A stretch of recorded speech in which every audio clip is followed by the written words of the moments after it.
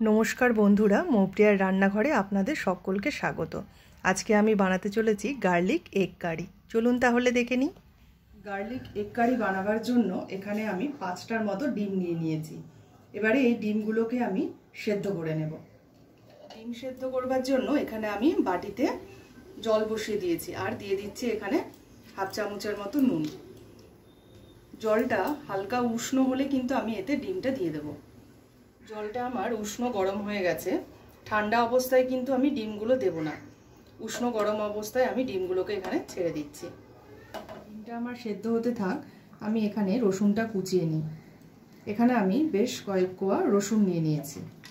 এবারে আমি এগুলোকে কুচিয়ে নেব। যতটা ছোট করা যায় ততটাই করছি।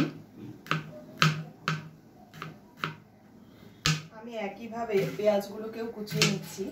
এখানে 5টা ডিম হিসেবে আমি ছোট বড় মিলে 3টে পেঁয়াজ নিয়েছি আর 2টোর মতো টমেটো নিয়েছি।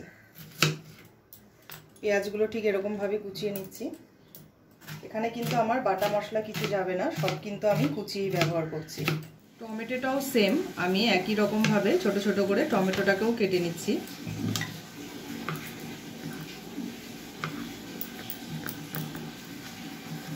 আমার সেদ্ধ হয়ে গেছে। এবারে আমি এগুলোকে নামিয়ে নেব এবং ঠান্ডা জলের মধ্যে ডিমগুলোকে কিছুক্ষণ রেখে দেব। গ্যাসটা বন্ধ করে দিয়েছি। এবার আমি এই ডিমগুলোকে তুলে নিয়েই ঠান্ডা জলের মধ্যে দিয়ে দিচ্ছি। একটা ভাজা মশলা তৈরি করব। আমি কড়াইটা বসিয়ে দিয়েছি, আমার গরম হয়ে গেছে কড়াইটা। এবারে আমি এতে দিয়ে দিচ্ছি জিরে, গোটা জিরে। এই বাটির হাফ বাটির মতো গোটা জিরে, গোটা ধনে, 2টোর মতো শুকনো লঙ্কা আর দিয়ে দিচ্ছি কয়েকটা গোলমরিচ। আমি এগুলোকে একটু শুকনো খোলায় ভেজে নেব। এই মশলা কিন্তু ডিমের কারির স্বাদকে আরো বাড়িয়ে তুলবে। এই যেটা আমার হয়ে গেছে, এবার এটাকে আমি একটু ঠান্ডা হতে দিচ্ছি, তারপরে আমি এটাকে গুঁড়ো করে নেব।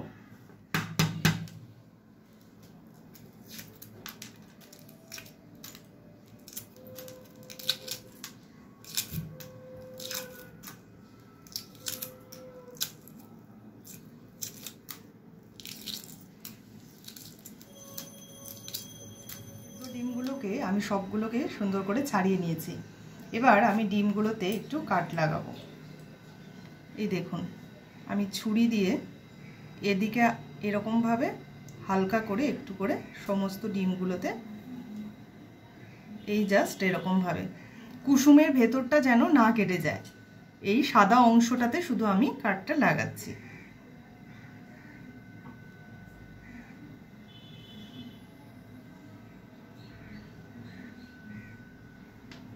সমস্তটাকে ঘুরিয়ে ঘুরিয়ে আমি এরকম ভাবে করে নিয়েছি। দেখুন, ডিমগুলোর মধ্যে আমি দিয়ে দিচ্ছি এখানে হলুদ গুঁড়ো, নুন আর যেই মশলাটা আমি তৈরি করে নিয়েছিলাম সেই মশলাটা একটু বেশি পরিমাণেই দেব মশলাটা। এবারে এগুলোকে খুব ভালোভাবে মেখে নেব।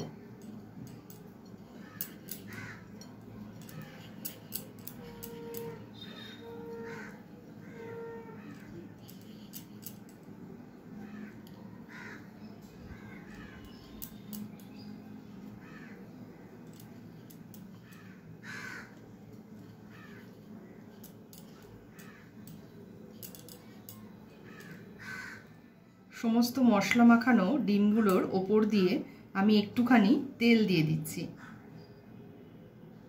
তেলটা দিলে কি হবে, যে এই যে ডিমগুলো একটু ড্রাই হয়ে রয়েছে আর মশলাগুলো দেখুন গা থেকে কিন্তু ঝরে যাচ্ছে, কিন্তু আমি ভালোভাবে এই তেলটা দিলে এই মশলাগুলো কিন্তু এর গায়ের মধ্যে সুন্দরভাবে লেগে যাবে।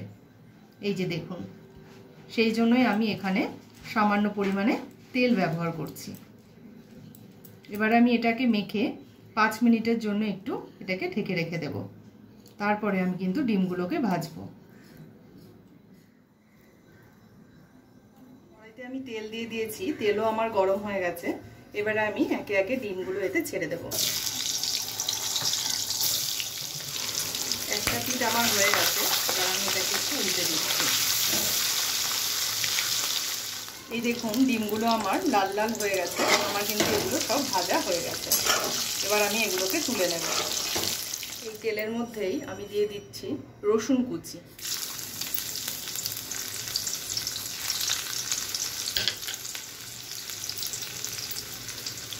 একটু হালকা ভাজা হবে। এবারে আমি এতে দিচ্ছি কুচনো পেঁয়াজ,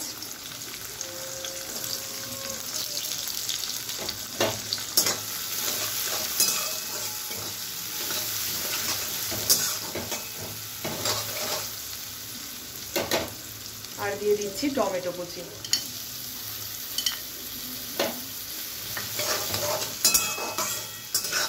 এবার আমি এতে দিয়ে দিচ্ছি পরিমাণ মতো নুন। আমি নুনটা একটু কমই দিচ্ছি, যেহেতু এটা ঝোল, এটাতে তো আর আমি জল ব্যবহার করব না, তাই নুনটা একটু কমই দিলাম।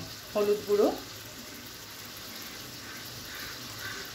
আর রঙের জন্য দিয়ে দিলাম একটু কাশ্মীরি লঙ্কার গুঁড়ো।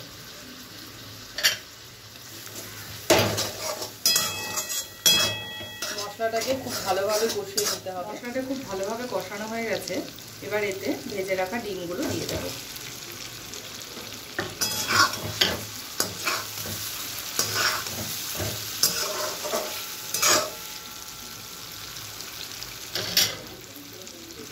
আর দিয়ে দিচ্ছি ধনেপাতা কুচি,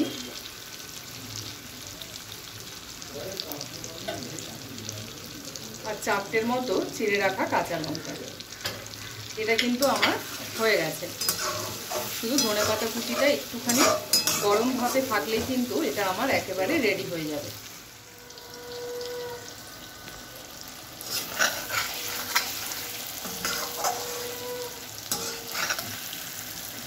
গার্লিক এগ কারি কিন্তু আমার একেবারেই রেডি। দেখুন বন্ধুরা, দেখতে কতটা সুন্দর হয়েছে, খেতেও কিন্তু এটা ততটাই সুন্দর।